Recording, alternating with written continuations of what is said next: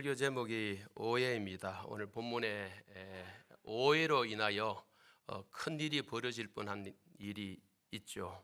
그래서 설교 제목을 제가 오해라고 잡아봤습니다. 우리가 이 땅에 살아가면서 또 우리 지인이나 곁에 있는 분들로 인해서 또 그들의 오해로 인해서 어려움을 겪을 때가 사실 있죠. 아마 여러분도 있었을 겁니다. 상대가 오해하심으로 말미암아서 또 일어났던 여러 가지 어려움들, 저도 마찬가지입니다. 때로는 목회하면서 또는 담임 목회자로서 이렇게 또 한 교회에 있다 보면은 여러 가지 오해로 인한 또 오해가 넘어서서 나중에는 또 누명까지 서게 되는 그런 일도 있더라는 것이죠. 우리 초기도 그랬고 또 조금 제가 목회하며 지내면서 우리 당회원들하고는 되게 밀착돼 있고 또 가끔 오해하신 분들이 계셨어요. 당회원 아내들과는 목사가 더 다른 권사님보다도 더 자주 전화하고 많이 소통하는 듯한, 근데 아니었습니다. 그죠? 그래서 괜히 가마 계시는 당회원 아내들이 또 이렇게 욕들을 먹는다 해야 됩니까? 목사와 뭐 특별한 게 없고 심지어 우리 육신의 가족도 우리 교회 있잖아요. 뭐 사도로 얽혀 있는 우리 권사님, 집사님 부부도 계시는데 여러분들이 생각하면 사돈끼리 밥 한 그릇에도 먹을 줄 아셨겠죠? 둘이 마주 앉아 밥 한 그릇 한 적 없고 커피 한 잔도 마주보고 한 적은 없습니다. 제가 그런 질서는 참 잘 지키거든요. 예. 그리고 우리 육신의 동생들도 있고 재수 씨들도 있겠습니다. 명절에는 만날 수 있지만은 따로 뭐 교회 이야기 또 그만한 미안하지만 신앙이 또 되지도 않고요. 그래서 그런 이야기를 하지 않고 우리 고종 사촌 동생이 누군지 압니다. 우리 이모 집사님이죠. 이 발표 나고 난 뒤에 우리 이제 투표한다고 공동회 한다고 난 뒤에 제가 전화를 한번 내야 되겠다 싶어 전화를 냈습니다. 그 사이에 동사 목회할 때까지 우리 여동생은 저에게 오빠라 소리를 안 하거든요. 개인적으로 늘 목사님 그래요. 목사님 그러면서 한 번도 물어본 적 없고 전화한 적 없어요. 이런 문제로 오빠 왜 조견태 하려고 그래요? 목사님 왜 동사 목회를 해야 돼요? 한 번도 나눈 적 없습니다. 근본에 이제 우리 광고가 나가고 난 뒤에 내가 전화를 한번 냈어요. 전화를 내서 그래 이 집사 미안하다 했어요. 그동안 오빠이기도 하지만은 또 목사니까 너무 소통이 의도적으로 제가 안 한 거다. 그러니까 우리 동생 이 집사가 펑펑 우는 거예요. 혹시 목사님께 내가 누가 되는 신앙생활을 했는지 아닌지 전화상 펑펑 울어요. 누가 되지는 않았는지 20수년간 우리 교회 신앙생활을 우리 고모님이 우리 교회 보내가지고 우리 박남철 집사님이죠. 우리 제매는 보내가지고 결혼하기 전부터 총각 때부터 여기 다니면서 세례 학습을 받고 결혼을 했죠. 이런 과정을 거쳤는데 그만큼 제가 좀 이렇게 공과 사는 구분합니다. 목회자끼리 할 이야기가 있고 장로님과 저가 할 이야기가 있고 가족끼리 또 할 이야기 있는 거예요. 이래서 여러분들이 제가 이제 끝에 이야기하지만은 그리고 근자 2년간은 더더욱 여러분들에게 전화를 거의 내신 적도 없고 정말 자제를 하고 우리 또 목사님과 함께 하도록 또 한 가지는 어차피 투표를 또 앞두고 있잖아요. 더더욱 또 투표에 내가 이런 전화가 영향을 미치면 안 되겠다. 그래서 또 더더욱 또 수도하고 이래서 자제라 그러죠. 자제하는 거죠. 그래서 우리가 관계라는 것은 저는 늘 생각합니다. 경계선이 있어야 됩니다. 경계선이 있어서 우리 친구들끼리 할 말이 있고 그렇지 않습니까? 그죠? 또 여러분 동료 교육자끼리 또 할 말이 있고 여러분들 사랑방에서 나눌 대화 있고 또 더 나가면은 중직자끼리 또 대화가 필요한 데도 있습니다. 그죠? 그런 부분에 있어서 저는 경계선을 막 넘나들어서 막 섞으면 안 돼요. 섞으면 안 된다. 아무리 친척이고 가깝다 할지라도 우리 교회에 할 이야기가 있고 할 이야기 아니가 있어요. 그죠? 저는 이게 참 중요한 것 같아요. 제가 여러분에게 일어났던 이런 일들을 친척이라고 제가 누가 가깝다고 막 안 하거든요. 입술은 조심해야 되거든요. 그래서 혹시 제가 행동에 대해서 이 조 목사가 담임 목사로서 여기까지 오면서 여러분들이 이런 분야에서 오해하셨다면 이 설교 시간을 통해서 풀었으면 좋겠어요. 우리 목사는 그런 사람 아니었구나. 아, 그렇게 경계를 하고 살았구나. 경계란 말은 경계선을 그어놓고 함부로 사돈이라고 함부로 전화내고 안 해요. 꾹 참고. 그렇다고 우리 사도 낭수 집사님이 저게 전화와가 목사님 어떻습니까? 우리 또 목사님 가시거든 개인적으로요. 그렇게 한 적도 없어요. 이러면 다 됐죠, 그죠? 우리 아까 우리 고정 동생만 해도요. 참 우리 동생도 입이 여문기라 경상도 사투리로 입이 참 무거운 거라. 예. 궁금한 게 얼마나 많았겠어요. 한 번도 묻지 않는 거죠. 그래서 여성이라도 이렇게 우리 동생이지만은 입이 이런 무거운 입도 있구나 하는 걸 내가 하는 거죠. 뭐 어린 시절부터 제가 친척 관계로 알았으니까 이거죠. 입이 이렇게 무겁구나. 함부로 입을 놀리지 않는다 그랬죠. 꾹 참고 이렇게 오는 거예요. 자, 혹시 여러분들이 뭐 당해온 아내라고 목사가 더 우리 당해온 아내 정인들이 계시네요. 얼마나 제가 사적인 전화 그런 전화 자주 했을까? 이분들이 정인이야. 때로는 섭섭하다 하시더라고요.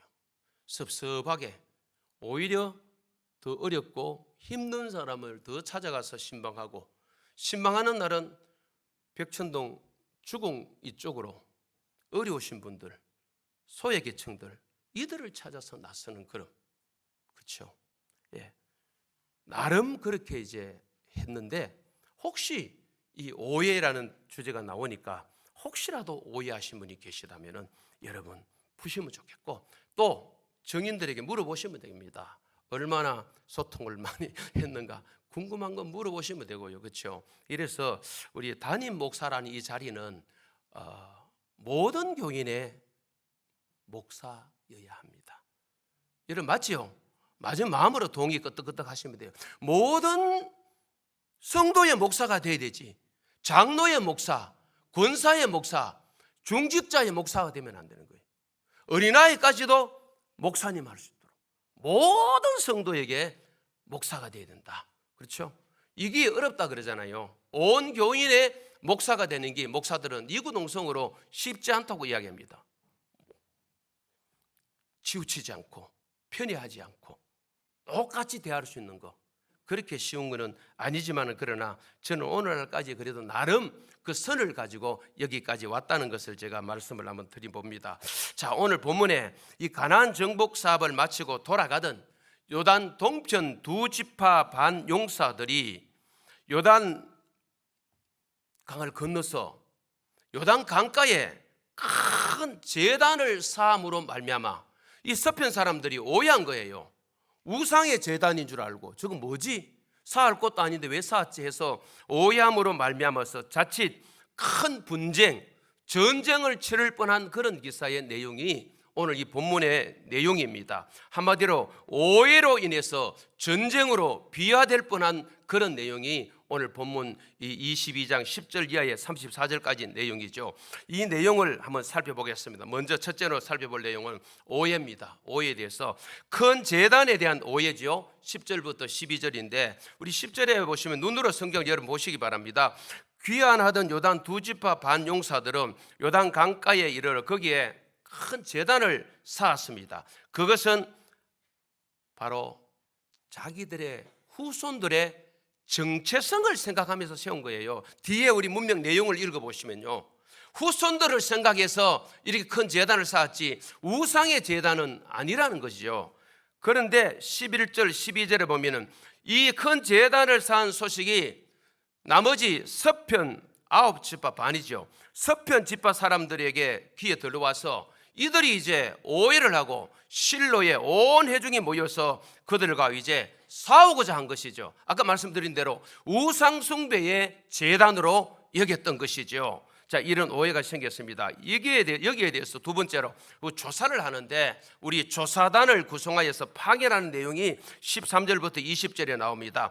여러분 성경을 13절 14절 눈으로 이래 보시기 바랍니다. 여러분 성경을요, 진상조사를 위한 대표단 조직을 했는데 제사장의 아들 비느하스를 중심으로 각 지파에 한 명씩 10명의 지도자, 9지파 반이니까 10명의 지도자들을 뽑아서 조직을 합니다. 그리고 15절, 16절에 보시면은 이 진상조사단이 알아보지도 않고 요단 동편 두 지파 사람들을 성급하게 책망하는 것을 보게 되지요. 우리 16절을 한번 읽어보실까요? 16절을 같이 읽겠습니다. 화면을 보시고요. 16절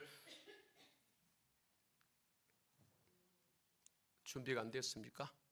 예, 여러분 성경 읽으시면 되겠습니다. 우리 16절 시작. 여호와의 온 회중이 말하기를 너희가 어찌하여 이스라엘 하나님께 범죄하여 오늘 여호와를 따르는 데서 돌아서서 너희를 위하여 제단을 쌓아 너희가 오늘 여호와께 거역하고자 하느냐. 화면을 좀 띄워놓으시면 되겠습니다. 여러분 조사하러 갔으면 조사단을 구성했잖아요.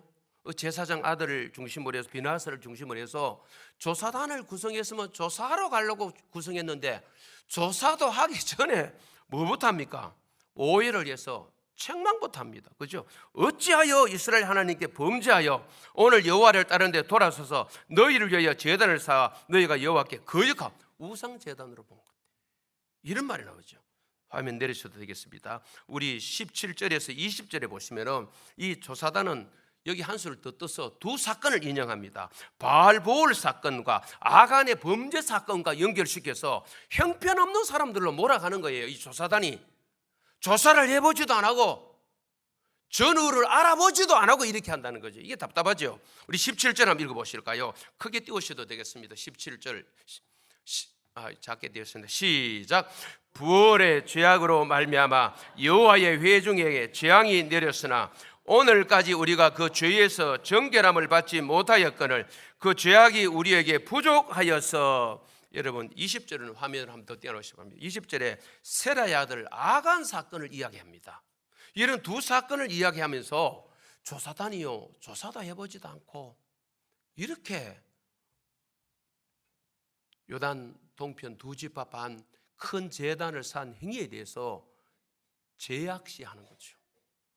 자, 이럴 때에 해명이 나옵니다. 세 번째 우리 해명에 대해서 한번 볼까요? 21절에서 29절에 보시면은 이 소리를 들었던 꾸중을 듣고 욕들어 먹었던 요단 동편 지파들의 해명이 나오는데 자기들이 세운 제단은 우상 제단이 아니라고 이야기합니다. 비느하스를 단장으로 한 그들의 일행의 질책과 충고를 받은 이 두 지파 반은 자신들이 제단을 세운 목적이 결코 우상 숭배를 위한 데 있지 않다고 밝힙니다. 23절을 한번 읽어보실까요? 시작.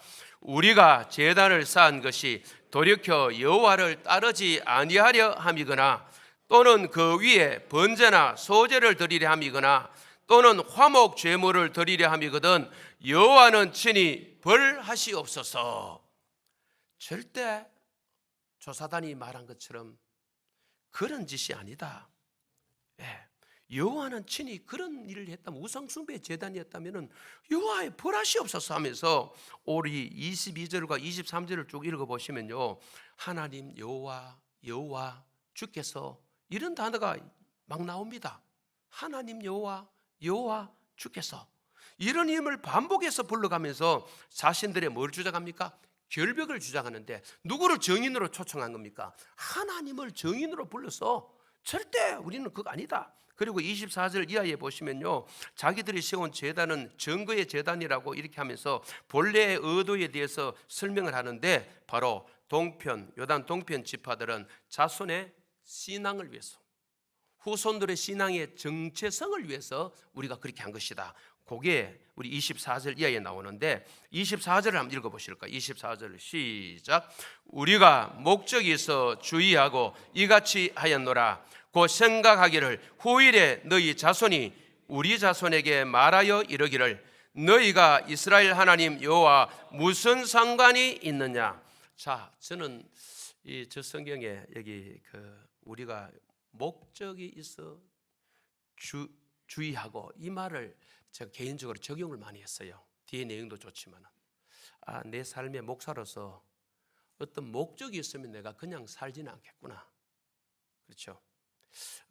이 말씀을 묵상하는데 우리 경주에 우리 황철진 장로님 이 딸이 하나 있거든. 무남 동료입니다. 예담이가 있는데 이 딸이 아마 제 기억에는 그때 지금 대학교 1학년 이제 2학년 올라갑니다. 외대 다니는데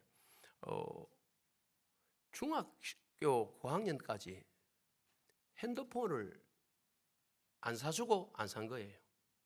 한참 핸드폰 다 하잖아요. 초등학생마다 가도 하는데. 그런데 이 딸내미가 이 구절처럼 목적이 있어 주의하고, 자기 목표가 있는 거예요.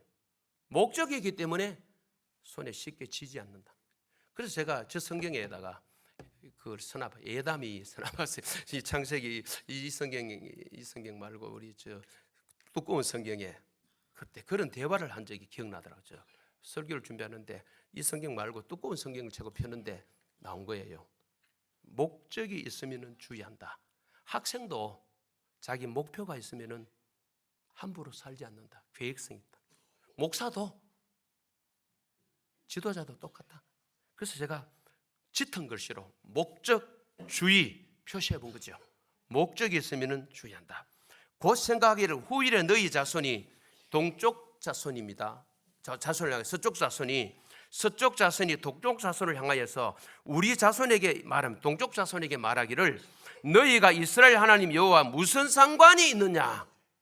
나중에 요단강을 중심으로 동서가 나눠져 있는데 지형적인 문제 때문에 너희는 이스라엘 백성 아니다, 하나님 백성 아니다. 후대가 그렇게 이 동쪽 후손들을 향하여 서쪽 후손들이 그렇게 말할까 봐 이 제단을 씌웠다는 거죠. 목적이 그겁니다. 목적입니다. 그렇죠? 그래서 그들은 요단강이라는 자연적인 경계 때문에, 지리적인 경계 때문에 나중에 자손들이 하나님을 섬기는 공동체에서 소외될까 봐, 동과 서가 나눠질까 봐 요단 동쪽에 있는 자신들도 요단 서쪽의 지파들과 한민족이라는 증거물이 필요해서, 그 증거물이 필요해서 제단을 세운 것이지 하나님께로부터 멀어지는 그런 의도로 세운 것은 아니다. 떨어져 나가기 위한 것이 아니라 서쪽과 후손들이 더 붙어 있게끔 하도록 위해서 이 제단을 쌓은 것이다. 이렇게 말한 거죠. 자, 25절도 한번 보실까요? 25절 한번 읽어보실까요? 시작. 너희 루벤 자손 갓 자손 여호와께서 우리와 너희 사이에 요단으로 경계를 삼으셨나니 너희는 여호와께 받을 분깃이 없느니라 하여 너희의 자손이 우리 자손에게 여호와 경외하기를 그치게 할까 하여. 여기입니다. 요걸 두려워한 거죠. 여호와 경외하기를 서쪽 후손들이 동쪽 후손들을 향하여서 자꾸 한 백성, 이스라엘 백성 아니라고 하면서 여호와 경외하기를 그칠까 봐 그거 두려웠다. 그래서 27절에 우리라는 단어가 얼마나 나오는지를 한번 보십시오. 27절에 우리라는 단어, 우리 27절 한번 읽어보실까요? 시작. 우리가 여호와 앞에서 우리의 번제와 우리의 다른 제사와 우리의 화목제로 섬기는 것을 우리와 너희 사이와 우리의 후대 사이에 증거가 되게 할 뿐으로서 너희 자손들이 후일에 우리 자손들에게 이르기를 너희는 여호와께 받을 분깃이 없다 하지 못하게 하려 함이라. 우리가 반복적으로 공동체성이죠. 우리 서쪽도 우리고 동쪽도 우리입니다. 신앙생활은 우리로 하는 겁니다. 혼자 아닙니다. 혼자 예배 아닙니다. 그 예배 아닙니다. 진짜 우리로 하는 겁니다. 그죠?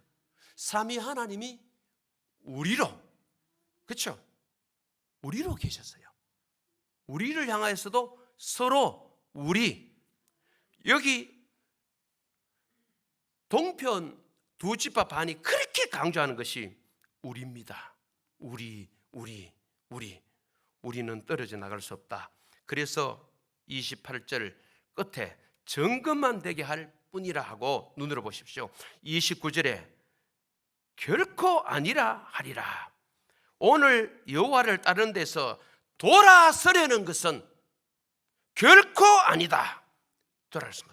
그래서 요단 동편 사람들이 제단을 세운 목적은 하나님 백성인 이스라엘 공동체에서 벗어나기 위한 것이 아니라 도리어 자손들이, 후손들이 여호와 공동체 일원으로 살아가도록 하기 위해서 이렇게 제단을 쌓은 것이다. 강조하고 있는 것이죠. 자, 이런 본문을 오늘 우리가 보면은 이런 선한 의도를 나머지 이스라엘 백성들이 완전히 반대로 오해했을 때에 어떤 일이 발생하는가? 오늘도 이런 일이 우리 교회 안에도 있을 수 있습니다. 누군가 선한 의도고 진짜 아닌데 상대는 뭡니까? 반대로 딱 확신해 버리는 거예요. 그랬을 것이다. 이것 때문에 관계가 단절되고 오해 속에서 갈등이 생기고 그것 때문에 누군가를 향하여 누명을 씌워버리는, 그렇죠? 우리 교회 안에도 충분히 있기 때문에 여러분 특히 어떤 교회 안에 갈등의 요소가 좀 보인다든지 다툼의 요소가 보인다든지 오해 소지가 거슬러 올라가면 좀 있을 때 우리는 뭘 조심해야 되겠습니까? 속단을 조심해야 됩니다. 자, 이 교회 공동체 안에 속단하시면 안 됩니다. 목회자도 마찬가지입니다. 섣불리 판단해서 안 돼요. 정말 속단이 무서워요. 때로는요. 너무 성급한 거죠. 오늘 조사단은 조사하라고 보냈는데 조사도 해보기도 전에 책망부터 해야 되잖아요. 아예 정죄를 해버리잖아요. 이게 뭔 일이냐, 그죠? 이 잘못이죠, 그죠? 자, 마지막 하나 보겠습니다. 우리 해소입니다. 오해 갈등이 해소되는 내용이 우리 30절에서 34절에 나오는데 이제서야 이런 말 합니다. 우리 30절 한번 읽어보실까요? 시작. 제사장 비느하스와 그와 함께한 회중의 지도자들 곧 이스라엘 천천의 수령들이 루벤 자손과 갓 자손과 므낫세 자손의 말을 듣고 좋게 여긴지라. 그렇죠? 루벤, 갓, 므낫세 뭐래요? 좋게 여긴지라. 31절 한번 읽어보실까요? 화면 전체를 한번 띄워주시겠습니까? 31절 좀 작았어요. 예, 읽겠습니다. 시작. 제사장 엘라사리 아들 비느하스가 루벤 자손과 갓 자손과 므낫세 자손에게 이르되 우리가 오늘 여호와께서 우리 중에 계신 줄을 아노니 이는 너희가 이 죄를 여호와께 범하지 아니하였음이니라. 너희가 이제 이스라엘 자손을 여호와의 손에서 건져내었느니라 하고. 그렇죠. 이제 옳은 평가를 내리는 이 31절이 옳은 평가예요. 하반절에 너희가 이 죄를 여호와께 범하지 아니하였구나. 아까 범했다고 막, 그렇죠? 두 사건을 예를 들면서 막 책망하던 사람들이 이제서야, 그래서 32절의 끝에 보고함에 돌아가서 33절에 어떻게 합니까? 하나님을 서로 다 즐거워합니다. 이스라엘 자손을 즐겁게 한지라 하나님을 뭐합니까? 찬송하고. 마지막 절 34절을 읽어보실까요? 시작. 루벤 자손과 갓 자손이 그 제단을 에시라 불렀으니 우리 사이에 이 제단은 여호와께서 하나님이 되시는 정결함이었더라. 그렇죠. 말씀의 결론을 짓습니다. 여러분, 인간관계에서 오해는 하는 쪽이나 받는 쪽이나 두 사람 다, 두 쪽 다 괴로움이 있습니다. 사소한 오해가 큰 갈등으로 번지기도 합니다. 상대방의 의도를 자세히 알아보지 않고 아까 말씀드린 대로 속단을 하면요, 인간관계는 깨질 수밖에 없고 흔들릴 수밖에 없습니다. 우리는 이스라엘 백성이 겪은 본문의 사건에서 교훈을 얻을 필요가 있는데 서로의 사정을 자세히 알아보는 게 중요합니다. 어떤 일이 발생했을 때에. 그리고 소통을 해야 됩니다. 그래서 오해와 갈등에 대해서 해법을 찾아야 되겠죠. 소통하다가 이건 오해였구나, 이건 사실이었구나. 사실일 수도 있습니다, 그죠? 이런 부분에 있어서 우리가 먼저 조사하고 알아보는 것이 참 중요하다. 여러분, 제가 자주 쓰는 말 가운데 또 한 가지가 있습니다. 모르면 오해가 폭이 넓고요, 알면은 이해 폭이 넓어요. 오해와 이해는 차이가 큽니다. 몰라서 우리가 오해하는 부분이 많아요. 그리고 누가 카더라하는 이 말 때문에 자기가 직접 본 것도 아니잖아요, 우리가, 그죠? 정치인들에게 얼마나 그런 일이 많습니까? 정치인들에게. 그래서 오해가 오해를 낳고요. 이런 일은 우리 교회 공동체 안에서는 좀 없었으면 좋겠어요. 좀 어떤 것을 말씀하실 때 이렇게 속담보다는, 그죠? 조금 이렇게 기다리셨다가 한번 지켜보고 정 그러면 뭐합니까? 찾아가시면 됩니다, 그죠? 찾아가셔서 서원합니다. 왜 그때 그 말씀이 무슨 말씀입니까? 제가 듣기에는 거북했습니다. 혹시 알려주실 수 있습니까? 이거 괜찮아요. 근데 다른 사람을 통해서 이렇게 자꾸 들어오는 건 안 돼요. 그럼 붙여지고 더해지고 막 이렇게 되잖아요. 그리고 설령 상대가 실수했더라도 저는 용서가 필요한 것 같아요. 그래서 제가 요즘 좀 떠오르는 단어 용서거든요. 야, 우리 기독교인이 용서 참 잘 안 되더라고요. 안 하시더라고요. 맞잖아요. 술 먹는 분들은 막걸리 한 잔 딱 하고는 그래 오늘부터 끝이다 하고 나 뒤끝 없대 하고 이어지는데, 아이고 예수 믿는 사람 술을 안 드셔서 그런지, 그렇다 오늘 저녁에 또 술 드시는 거 아닙니다. 또 목사가 또 술 먹으면 용서된다 하더라 해가지고 또 성령이 술을 드십시오 그러면, 그죠? 그래서 우리가 저가 여러분 좀 용서했으면 좋겠어요. 한 번만 이렇게 꽂혀버리면 막 이게 풀지를 않아요. 정말 우리가 예수 닮아 간다며요. 예수 닮는다며요. 어떻게 막 전화를 차단해버리고 안 받는 차단해버리고 뭐 원수진 것도 아닌데 우리가, 그죠? 그래서 제가 참 계속해서 목회하면서 아쉬운 게, 장기 목회하면서 아쉬운 게, 야, 기독교인에게는 정말 용서가 이래 힘든가. 논문을 써야 돼요. 논문을 써야 돼요. 그렇죠? 우리 말은 다 용서 쉽습니다. 용서한다고 용서. 한 번 딱 고리를 걸어붙다 하면 이거 안 풀어. 고리를 풀어야 되는데 딱 이것도 어떤 나무골개도 아닌 것 같아. 새 고리를 걸어놓고요. 꽁꽁 걸어놓고 막 네 용서하나 봐라. 절대 아니야. 이 예수 믿는 자의 마음일까요? 아닌 것 같아요. 예수 믿는 자의 마음은 그런 마음 아니에요. 그렇죠? 무슨 철천지 원수가 졌다고 한 교회 공간 안에서 우리가 그럴 일이 있습니까? 그죠? 혈령 떠나가시더라도 저는 박수채가 잘 보내줬으면 좋겠다 싶어요. 우리 교회 파송하시면 되잖아요. 그죠? 가시고 잘 헤어지고, 헤어지는 것도 잘 헤어지면 좋겠다, 이런 아쉬움이 없지 않아 있을 때가 있는데, 그러나 인간은 완벽한 사람들이 아니기 때문에 충분히 가능하다고도 받아들이면 좋겠어요. 그죠? 아무쪼록 우리 오해라는 단어를 기억하시면서 이 오해를 통해서 큰 전쟁까지 일어날 뻔했던 이것이 그래도 무마되어서 오해가 풀려서 새로운 또 화합이라 그러죠. 해소가 되어서 함께 가는 공동체가 된 것을 봅니다. 우리가 또 저와 여러분이 이 땅에 살아가는 동안에 혹시 이런 일이, 이해 못할 일이 순간적으로 발생하더라도 잘 알아보시고 오해는 풀고 이해의 삶을 살아가는 저와 여러분이 되기를 간절히 소망합니다.